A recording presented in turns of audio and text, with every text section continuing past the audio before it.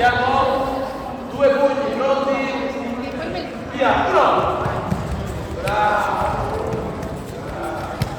Un grande evento. Da un lato il campione olimpico di karate a Tokyo 2020 Luigi Busà, dall'altro i 200 atleti provenienti da tutta la regione con i loro maestri. Un momento dedicato all'inclusività, ma non solo. Guarda, sono molto contento, oggi per me è la prima esperienza per lavorare proprio ufficialmente con il karate paraolimpico, perché poi abbiamo fatto il mondiale insieme a 3 ragazzi, no, che hanno una sindrome di Down del parakarate, quindi già ci siamo addentrati in questo mondo e sono molto felice che ancora di più adesso si parla di questa unione, no, permettetemi di dirmi, questi ragazzi disabili e noi, che poi fra l'altro noi normali, diciamo, possiamo imparare moltissimo, anzi dobbiamo imparare moltissimo da loro. Un passo fondamentale saranno i campionati italiani di Parakarate 2022 che si svolgeranno proprio presso la Polisportiva Terraglio.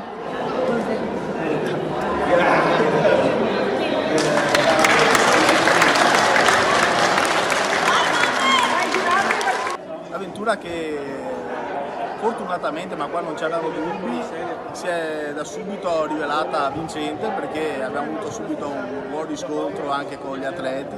Ho iniziato da solo, poi sono arrivate altre persone, adesso siamo in 6-7 e abbiamo già partecipato anche ai campionati nazionali.